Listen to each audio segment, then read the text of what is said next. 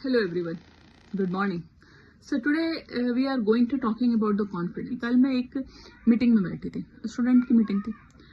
वहाँ कुछ वो स्टूडेंट थे जो इंटरव्यू देने वाले हैं, राइट. इस साल मेंस भी लिख रहे हैं, पहले से भी उन्होंने मेंस लिख रखा है, बट इंटरव्यू में पास आउट नहीं किया. तो उनके साथ बैठ के एक इलेक्ट्यूशन सेशन चल रहा था और उसमें मैं उन लोगों को ऑब्जर्व कर रही थी. और while the observing of that student, what I found that कि कुछ स्टूडेंट इसलिए कॉन्फिडेंट नहीं है क्योंकि उनको इंग्लिश नहीं आ रही है, राइट. वो कन्वर्सेशन इंग्लिश में करना चाहते हैं, but due to the grammatical error और ड्यू टू द हेजिटेशन और not very fluence in English language, right.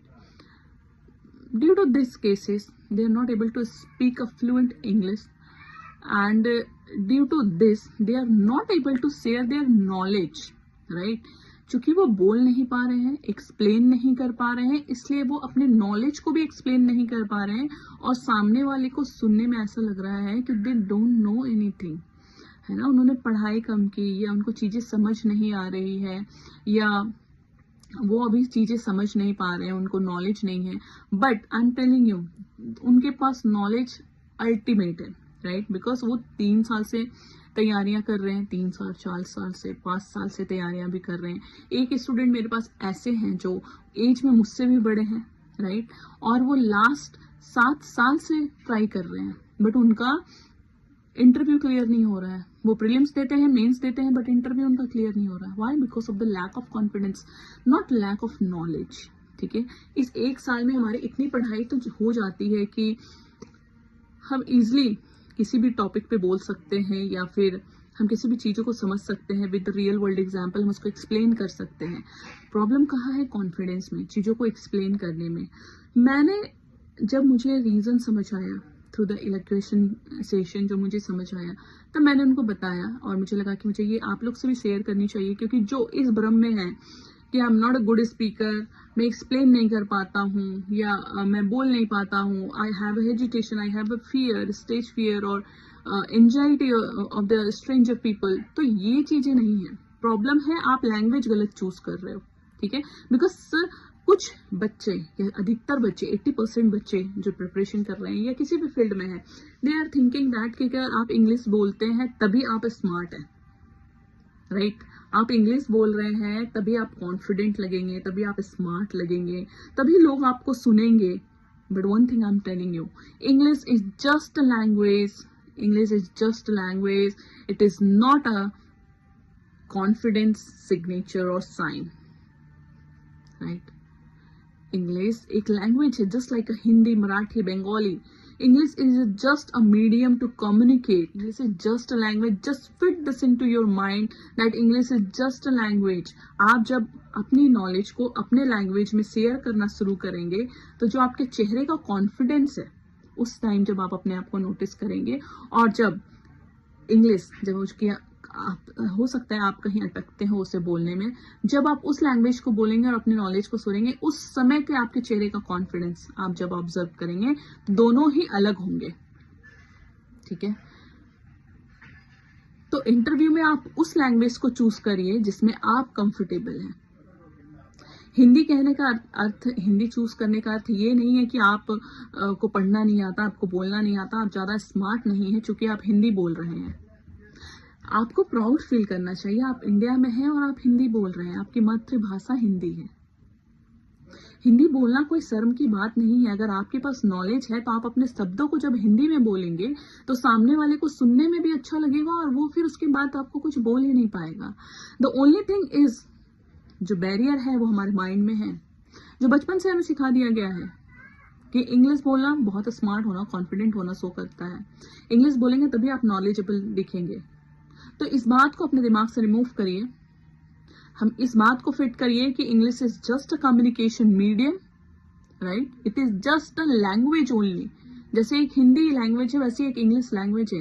English आपके कॉन्फिडेंस को नहीं दिखा सकता. अगर आपके पास नॉलेज है तो आप अपनी नॉलेज को हिंदी में शेयर करिए.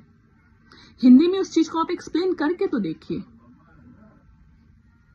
जब आप अपने नॉलेज को अपने लैंग्वेज में शेयर करेंगे तो आपका कॉन्फिडेंस ऑटोमेटिक ही सबको दिखना शुरू हो जाएगा. और यही चीज चाहिए इंटरव्यू पैनल को कि आप कितने कॉन्फिडेंट के साथ अपनी बात को रख पाते हैं, आप कितनी कॉन्फिडेंस के साथ किसी चीज को प्रेजेंट कर पाते हैं, कितनी कॉन्फिडेंस के साथ आप सामने वाले को कन्विंस कर सकते हैं अपनी लैंग्वेज में, ना कि इंग्लिश लैंग्वेज में।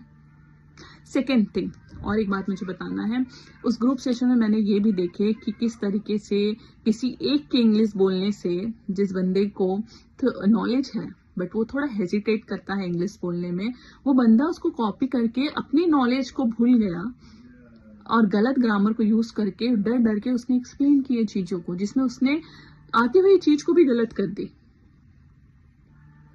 राइट? क्योंकि सामने वाला इंग्लिश बोल रहा है तो उसके प्रेशर में आके उसने भी इंग्लिश बोलना शुरू कर दिया और आती हुई चीजों को उसने गलत एक्सप्लेन कर दिया। तो ऐसी गलती बिल्कुल भी ना करें, ठीक है? आप अपनी लैंग्वेज को चूज करें, किसी को भी कॉपी मत करिए। आप एक यूनिक है, आपको भगवान ने यूनिक बनाया है, राइट? आपके जैसा कोई भी नहीं है इस वर्ल्ड में। अपनी क्वालिटीज को लिखिए, अपनी क्वालिटीज को रीड करिए, अपनी क्वालिटीज को खुद को बताइए आईने के सामने खड़े होकर, और जिस लैंग्वेज में आप बहुत कंफर्टेबल है उस लैंग्वेज के साथ अपने से कम्युनिकेट करके उस चीज को देखिए कि आपके चेहरे पे वो किस तरीके से कॉन्फिडेंस शो करता है, ठीक है? और इस चीज को अपने दिमाग से बिल्कुल निकाल दीजिए कि इंग्लिश आप बोलेंगे तभी आप नॉलेजेबल बंदे कहलाएंगे, राइट? ये बंदी कहलाएंगे।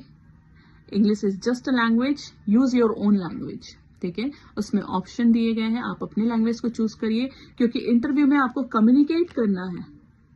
आपकी नॉलेज की टेस्ट नहीं हो रही है इंटरव्यू में, नॉलेज की टेस्ट आपकी मेंस में हो गई है। आपको केवल कम्युनिकेट करना है, और कम्युनिकेशन तब अच्छा होगा जब आप अपनी भाषा में बात करेंगे। तो आप अपनी भाषा को चुनिए। एक बात मैं यहाँ कहना चाहूंगी, मैं यहाँ इंग्लिश लैंग्वेज को या इंग्लिश मीडियम में पढ़ रहे स्टूडेंट को या इंग्लिश से जुड़े हुए किसी भी चीज को गलत नहीं बोल रही हूँ, राइट? क्रिटिसाइज भी नहीं कर रही हूँ। मैं बस उन स्टूडेंट को ये मैसेज देना चाह रही हूँ कि इंग्लिश एक माध्यम है, जैसे बात करने का, कम्युनिकेट करने का। जैसे हिंदी एक भाषा है वैसे इंग्लिश एक भाषा है।